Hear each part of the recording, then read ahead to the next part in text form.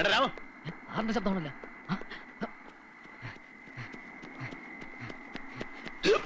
ഇവിടെ നിൽക്കായിരുന്ന ഞാനിത് എവിടെ ഇറക്കി കുഴപ്പമായി, ആകെ കുഴപ്പമായി. എന്താ നാട്ടിലുള്ള അമ്മാവനും അമ്മായും വന്നിട്ടുണ്ട്. അവർക്ക് കാശിക്ക് പോയെന്നുള്ള അമ്മ എഴുതിയിരുന്നത്. തീർത്ഥയാത്രയൊക്കെ കഴിഞ്ഞുള്ള മടക്കത്തിലാ ഇങ്ങോട്ട് വന്നത്. അമ്മ കൊടുത്ത കൊണ്ടാട്ട അച്ചാറൊക്കെ കൊണ്ടുവന്നിട്ടുണ്ട്. ആരാണ് ഒന്നിന് പുറകെ വേറൊന്ന് ഒഴിയാബാധ പോലെ. എന്ത് അവരവിടെ കണ്ടോടാ? കണ്ട്. എന്നിട്ട് എന്നോട് ഇവളാരാണതൊക്കെ എന്ന് നീ പറഞ്ഞു? ഞാൻ പറഞ്ഞ പേര് മഹാലക്ഷ്മിയാണ്. സാറിന്റെ ഭാര്യയല്ല, ഭാര്യയല്ല, ആരുമല്ല. ഒരു ആപത്ത് വിട്ടപ്പോൾ രക്ഷപ്പെടുത്തിക്കൊണ്ടുവന്നാണെന്ന് പറഞ്ഞു. അങ്ങനെ പറഞ്ഞ കുഴപ്പമുണ്ടോ? കുഴപ്പമുണ്ടെങ്കിൽ മാറ്റി പറയാം. പക്ഷെ ഞാൻ പറഞ്ഞൊന്നും അവർക്ക് വിശ്വാസമായിട്ടില്ല കേട്ടാ. എങ്ങനെ വിശ്വസിക്കും? സ്ത്രീകൾ ആപത്തുപ്പെടുമ്പോ രക്ഷിക്കാൻ നീ ആര്? ഭഗവാൻ ശ്രീകൃഷ്ണനാ? അല്പം കൂടി വിശ്വസിക്കാവുന്ന തരത്തിലുള്ള കഥ ഉണ്ടാക്കാമായിരുന്നില്ലേ നിനക്ക്? 10-30 കൊല്ലായി ഞാൻ കുട്ടികളെ പഠിപ്പിക്കാൻ തുടങ്ങിയിട്ട്. എന്നെ അങ്ങനെ വേറൊരു മണ്ടനാക്കല്ലേ മോനെ. നാത്തു മോനെ കല്യാണം കഴിക്കാൻ പറഞ്ഞ് നിർബന്ധിക്കുമ്പോ വിമാനം പറക്കട്ടെ, മേടം വരട്ടെ, ചിങ്ങം കഴിട്ടെ എന്നൊക്കെ പറഞ്ഞ് ഇവൻ ഒഴിഞ്ഞു മാറിയത് എന്തിനാണെന്നേ ഇപ്പൊ അമ്മാവന് മനസ്സിലായാ? എത്ര പ്രാവശ്യം ഞാനും അവള് ഇവനോട് ചോദിച്ചതാ മനസ്സിലാരെങ്കിലും ഉണ്ടോന്ന്. അന്നൊക്കെ അമ്മ നിശ്ചയിക്കുന്ന പെണ്ണിനെ മാത്രമേ കല്യാണം കഴിക്കൂന്നായിരുന്നല്ലോ പറഞ്ഞത്. എന്നിട്ടിപ്പൊ എന്തായി? ഇങ്ങനെയൊന്നും മനസ്സിലുള്ള കാര്യം നമ്മളോട് പറഞ്ഞാ പോരായിരുന്നോ? ഞാൻ പറഞ്ഞ് സമ്മതിപ്പിക്കില്ലേ നാത്തുവിനെ കൊണ്ട്? അമ്മാവനും അമ്മായി എന്ത് മനസ്സിലാക്കിയിട്ടായി പറഞ്ഞു കൂട്ടുന്നത്? ഈ പെണ്ണിനെ പറ്റി ഞാൻ പറഞ്ഞത് മുഴുവൻ സത്യ. വിശ്വാസമല്ലേ? അവളോട് ചോദിച്ചു നോക്ക്. നീ ഒന്നും പറയണ്ട, വെറുതെ കള്ളം പറഞ്ഞിട്ട് എന്തിനാ പാപം വലിച്ചു കൂട്ടുന്നത്? ജീരകവെള്ളം ഞാൻ അങ്ങോട്ട് കൊടുക്ക. നിന്ന് വയർക്കുന്നുണ്ടില്ലേ വെള്ളം? ഞാൻ എന്ത് ചെയ്ത്? ഇതാപ്പ നന്നായത്. അങ്ങാടി തോറ്റേനെ അമ്മോടെന്ന് പറഞ്ഞ കണക്ക്. ആ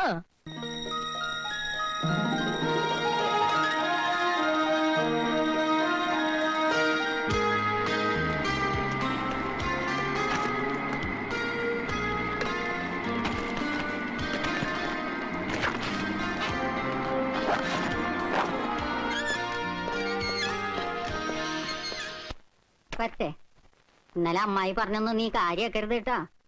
എത്രയും പെട്ടെന്ന് നിന്നെയും കൊണ്ട് നാട്ടിലേക്ക് വരാൻ ഞാൻ അവനോട് പറയാം. ഇങ്ങോട്ട് വരുമ്പോ ഈ പെട്ടിക്ക് ഇത്ര വെയിറ്റ് ഉണ്ടായിരുന്നില്ലല്ലോ. അങ്ങനെ വിചാരിക്കാൻ പാടില്ല, അമ്മാവനാണ്.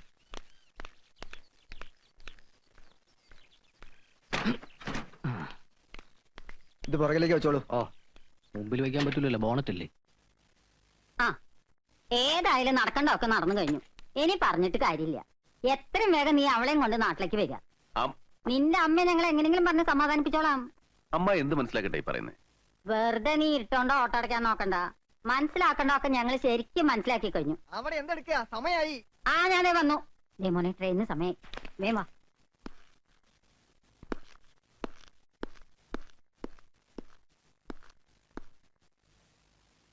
അമ്മായി പറഞ്ഞിട്ട് പോയി കേട്ടില്ലേ? മനസ്സിലാക്കേണ്ടതൊക്കെ അവർ മനസ്സിലാക്കി കഴിഞ്ഞു. ഇതുവരെ ഇവിടെ അറിയുള്ളൂ, ഇനിയിപ്പോ നാട്ടിലും. തൃപ്തിയായില്ല നിനക്ക്? പലവട്ടം വിവാഹം കഴിക്കാൻ അമ്മ നിർബന്ധിച്ചിട്ട് ഒഴിഞ്ഞു മാറിയതാ ഞാൻ. എയർഫോഴ്സും റിസർച്ചും മാത്രമായിരുന്നു മനസ്സിലാകെ. അവസാനം അമ്മയുടെ നിർബന്ധം സഹിക്കാതായപ്പോ അമ്മ നിശ്ചയിക്കുന്ന ഏത് പെണ്ണെയും വിവാഹം കഴിച്ചോളാന്ന് ഞാൻ വാക്കും കൊടുത്തു. പുക കണ്ടാലേ ആളിക്കത്തുന്ന തീയാണെന്ന് വിശ്വസിക്കുന്ന കൂട്ടത്തില എന്റെ അമ്മ. ഇവിടെ കണ്ടത് ഇരട്ടിയാക്കിയുള്ള അമ്മയുടെ വിവരണം കൂടെ കേൾക്കുമ്പോ ഞാൻ നിന്നോട് എന്ത് അപരാധം ചെയ്തു ഈ ശിക്ഷ അനുഭവിക്കാൻ?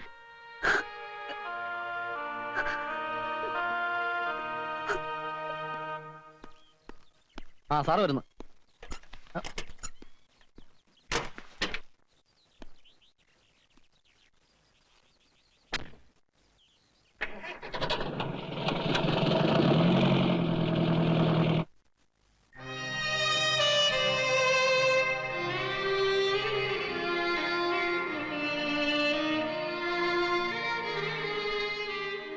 സർ, എനിക്ക് സ്നേഹം നൽകിയവർക്കൊക്കെ ദുഃഖമേ ഞാൻ തിരിച്ചു നൽകിയിട്ടുള്ളൂ. ഞാൻ കാരണം അങ്ങയുടെ സ്വസ്ഥത നശിച്ചു. ഏറെ അപമാനം സഹിക്കേണ്ടി വന്നു. ഇനിയും അങ്ങയ്ക്കൊരു ഭാരമായി തുടരാൻ ഞാൻ ആഗ്രഹിക്കുന്നില്ല. എന്നോട് പൊറുക്കണം, ക്ഷമിക്കണം. ഇത്രയും നാൾ എന്നോട് കാണിച്ച അനുകമ്പയ്ക്ക് നന്ദി.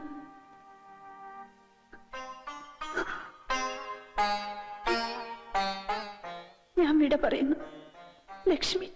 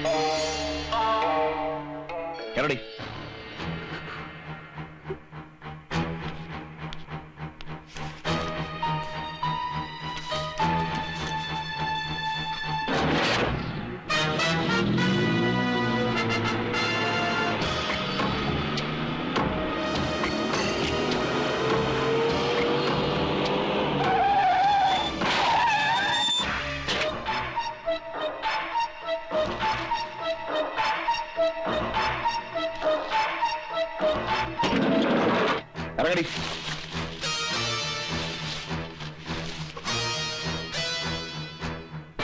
तुमको दिया हुआ मोहलत खत्म हो गया. रेड अलर्ट के पेपर्स कहाँ हैं? माफ करना, मुझसे ये काम नहीं हो सकता. പിന്നെ നിന്നെ എന്തിനാടി അവന്റെ അടുത്ത് അയച്ചത്? സുഖിച്ച് താമസിക്കാനാ? എന്നെ കൊണ്ട് സാധിക്കുമെന്ന് തോന്നുന്നില്ല. സാധിക്കണം, അല്ലെങ്കിൽ നിനക്ക് നിന്റെ കുഞ്ഞിനെ മറക്കേണ്ടി വരും. എനിക്ക് എന്റെ കുഞ്ഞിനെ ഒന്ന് കാണണം, പ്ലീസ്. जावेद, बच्ची को दिखाओ.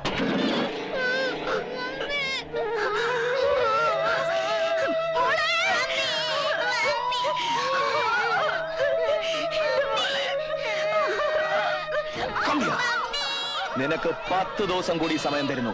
അതിനുള്ളിൽ നിന്നെ ഏൽപ്പിച്ച ജോലി നീ തീർത്തില്ലെങ്കിൽ എന്നേക്കുമായി കുഞ്ഞിനെ മറന്നോ. അയാളോടൊപ്പം നിന്ന് ഞങ്ങളെ ഒറ്റുകൊടുക്കാമെന്ന് ചിന്തിച്ചാൽ പോലും നിന്റെ കുഞ്ഞിനെ നീ പിന്നെ കണി കാണില്ലെന്ന് ഓർപ്പിച്ചോ.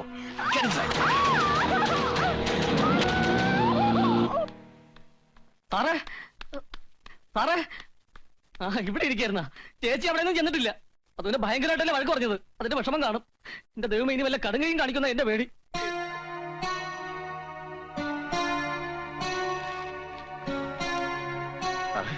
എന്തായാലും നേരെ എത്രയല്ലേ ആയുള്ളൂ. നമുക്ക് ടൗണിലേക്ക് ഒന്ന് പോയി നോക്കിയാലോ. റെയിൽവേ സ്റ്റേഷന്റെ ഭാഗത്ത് ഞാൻ നോക്കാം. സാറ് എന്ന് ഒന്നും മിണ്ടാതെ പോവാണ്. സാറിനൊന്നും ഇല്ലായിരിക്കും, പക്ഷെ എനിക്കെന്റെ സ്വന്തം പെങ്ങളെ പോലെയാ.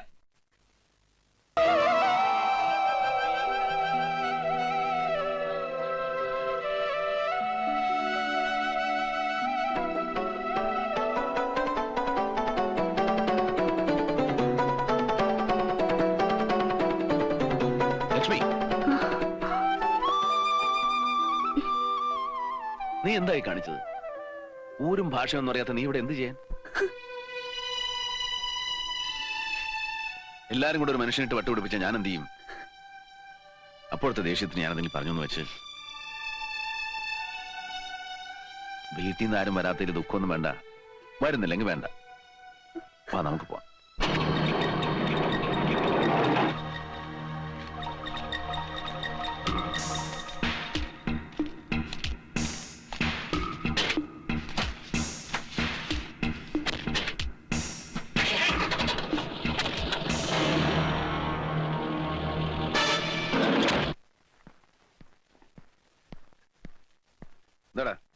പച്ചക്കറിയൊക്കെ വാങ്ങിക്കാൻ പൈസ വേണം. കഴിഞ്ഞ ദിവസമല്ലേ നീ 100 രൂപ വാങ്ങിച്ചത്? രൂപയ്ക്കൊക്കെ ഇപ്പൊ പഴയ പോലെ വില ഇരിക്കുന്ന. 100 രൂപ എന്നൊക്കെ പറഞ്ഞാൽ 10 രൂപയ്ക്കല്ലേ ഉള്ളൂ. അതുപോലെ ഇപ്പൊ ഇവിടെ ആളുടെ എണ്ണം കൂടിയില്ലേ.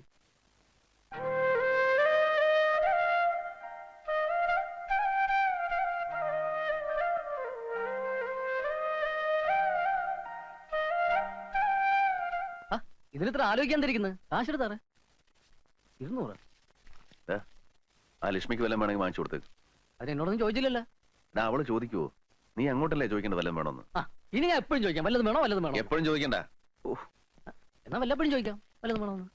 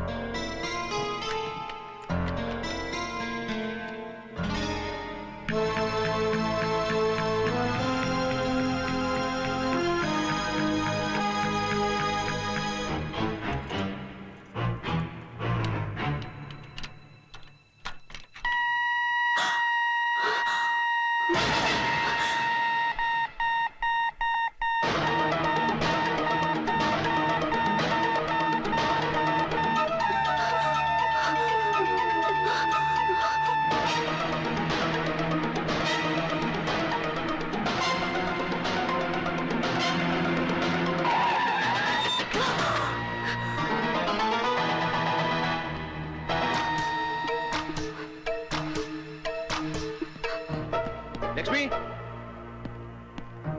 ലക്ഷ്മി, ലക്ഷ്മി.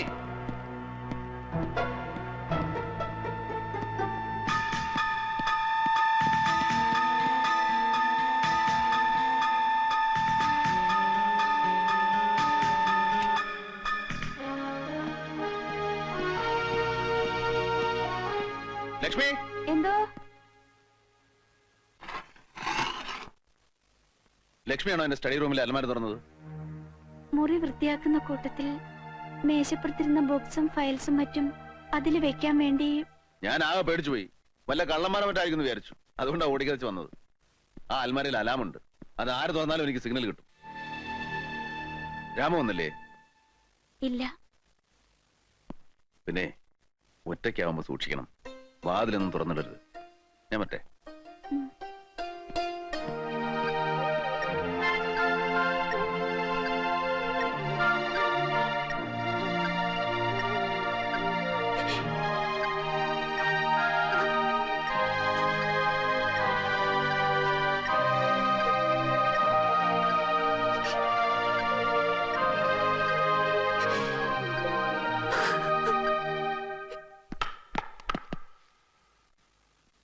എന്താ ഈശ്വർ, എനിത്തിങ് ഇമ്പോർട്ടന്റ്? വിന്ധ്യനിപ്പുറം ഇന്ത്യയിലെന്ന് പറയുന്നവരോട് സാറിന് ധൈര്യമായിട്ട് പറയാം, വിന്ധ്യനിപ്പുറം ഇന്ത്യ തന്നെയാണെന്ന്.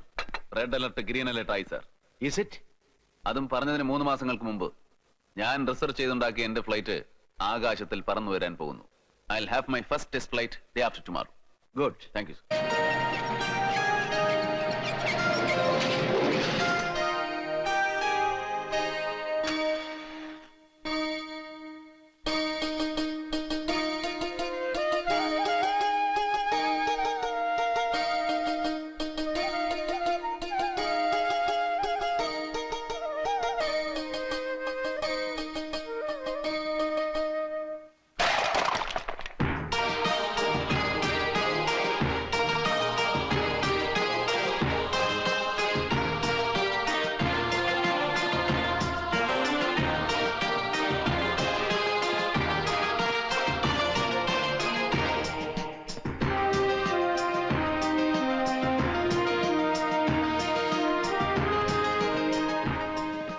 മൊത്തം ഇന്ത്യൻ എയർഫോഴ്സും വ്യക്തിപരമായി ഞാനും അഭിമാനം കൊള്ളുന്ന നിമിഷമാണിത്. നിങ്ങൾ ടെസ്റ്റ് ഫ്ലൈറ്റിന് റെഡി ആയിക്കോളൂ. ഞാൻ റഡാർ റൂമിൽ നിന്ന് ഒബ്സർവ് ചെയ്യാം. Wish you all the best. Thank you sir. Thank you sir.